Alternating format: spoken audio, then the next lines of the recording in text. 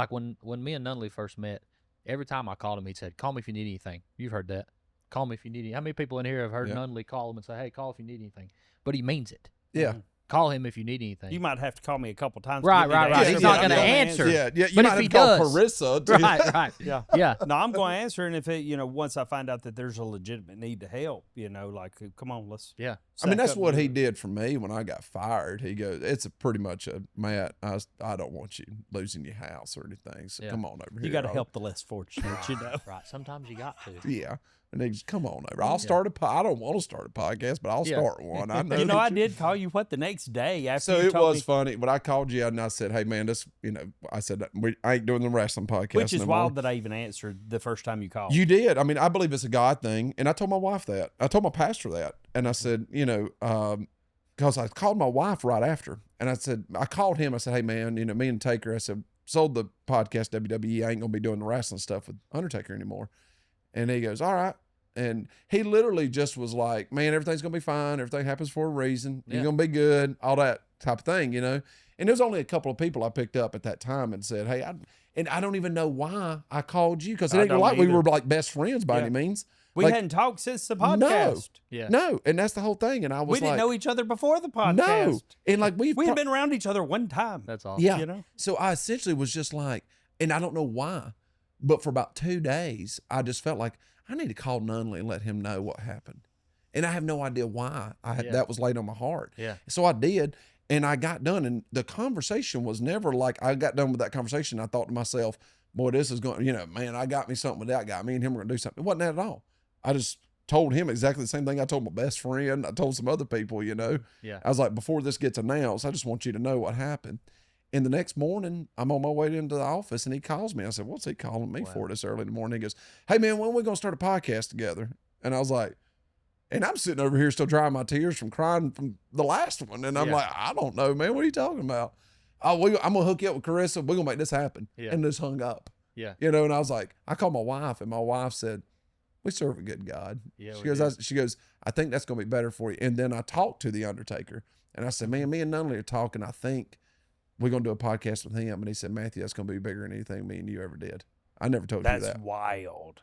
Yeah. Whoa. He said, and I never told you that. Mm-hmm. And he told me, he said, "You and him together is money." He said, "I'm just going to let you know that." And that was the first time I had talked to him since the last episode me and him did. Right. And I said, "Me and Nunley about to do something." Wow. And he goes, "Oh my God." He said, "You and Nunley together?" And I said, "We're going to I said, "You owe me." I said, "We're going to be on that. You're going to be on this podcast with us one day." And he goes, "You just let me know." That's awesome. But, yeah, I mean, it's, you reached out a hand, when you didn't have to. And, I'm having more fun now than ever. So, Well, 2 months later, we're in Fort Worth recording the first episodes at PBR. Wow. With the greatest bullfighter to ever. Yeah. And top 10 bull rider and all this other stuff, you know what I mean? And then we come here and we've got the people that we've had on so far is absolutely insane. And for a new podcast, the success of this podcast is wild, Noah. Oh yeah. Right. I know we didn't bring you on here to pat ourselves on the back, Yeah. but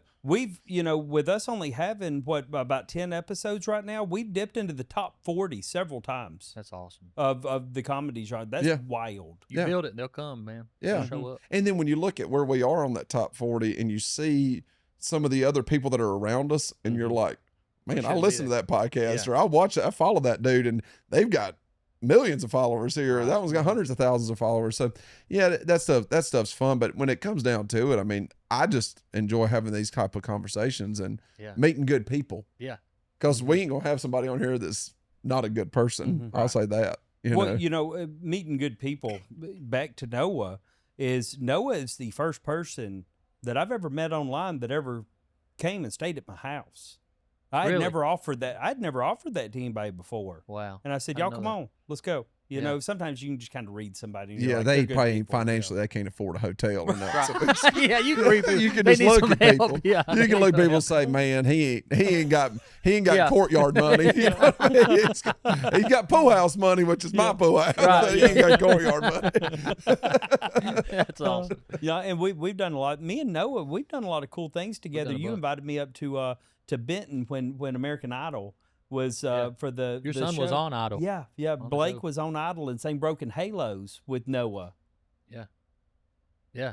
Yeah, it's wild. That was Really? like a surreal moment to me. I was like, I don't even care that I'm not on here. Blake is getting to sit in the chair and sing Broken Halos. Yeah. with Noah for American when Idol. did was that on TV? Yeah, that was Yeah. my hometown episode. Yeah, it was Yeah. wild. People were like blowing us up, and it's like Blake is on American Idol. I'm gonna say this about Justin. And God, I hate talking good about him. You know what I Yeah, mean? I And you understand. probably do I too, understand, right? yeah. I will say that about him, where he came and did the Undertaker podcast with us, and the night before he goes, "Man, I want Bryant to be able to say ask a couple questions to Undertaker." Yeah. And I said, "Okay," and he goes, "I'm gonna get up and let him sit in my chair and do it." I said, "Okay, we'll do it at the end." I said, Yeah. "At the end, I let the guest ask Undertaker whatever they want, about wrestling." He goes, "Okay." Well, that end came around, and I ain't a daddy, you know what I mean? Yeah. But I could imagine if I had a son what that moment would be like. And I was like, "No, you ain't getting up." I got up and I Yeah. let him sit. And I said, "You need to sit there with your son and talk to the Undertaker awesome. together with your son." Yeah. That you'll probably never get this opportunity again. Yeah. But he wants to do that for his kids. He wants to give his kids those opportunities Absolutely. and those moments. It And doesn't as a get- daddy, that makes you happier than it happening for yeah. yourself. Well, and really anybody. Yeah. I love to see people succeed. Yeah. There are so many people in this world that is like they get like threatened by other people's success. I love it. Yeah. I love it. I love to see other people succeed. I Yeah. love hooking people up with tickets Mhm. to stuff. Like if somebody's coming to town that's singing or something or a concert, Yeah. and somebody I know loves them. You know what I mean? Love and Theft's coming. Man, people love, everybody at the hair salon, all them blue hair old ladies, like, "Oh my Yeah. gosh, I gotta go see Love and Theft." And I'm like, "All right." Well, I love nothing more than Singing at the especially bingo hall. Yeah. it's at the VFW. There are lots of VFW. times at the VFW for ladies' night. Yeah. The Legion. We have got to get a camera. Crowd is a crowd too. It's a Oh, Eric hates us deep down. He's secretly drinking again. Have you still not got a camera over there on yourself? He refuses to. He does have a mic. He's finally got a mic in his hand. He's finally got a mic going. What'd you say? Yeah. He's got a little I like mic in it. his I like hand. But it. I love being able to go, somebody, especially if I know you, right? Yeah. I don't like taking to people. If I don't know you, yeah, I ain't doing that. Right. You get a little stupid if I know you drink a little too Yeah, much. yeah.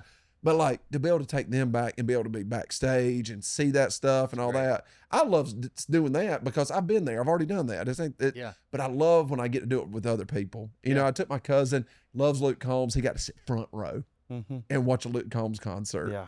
And man, Yeah. he was just ear to ear, him and his Yep. wife both. Yeah. And they were like, "This is the greatest thing that's ever happened." That's awesome. And I'm like, man, that's all that matters to Yeah. me right there. Absolutely. I don't like leaving the house. Yeah. So if I get to do that for other people, that's Yeah. what, yeah.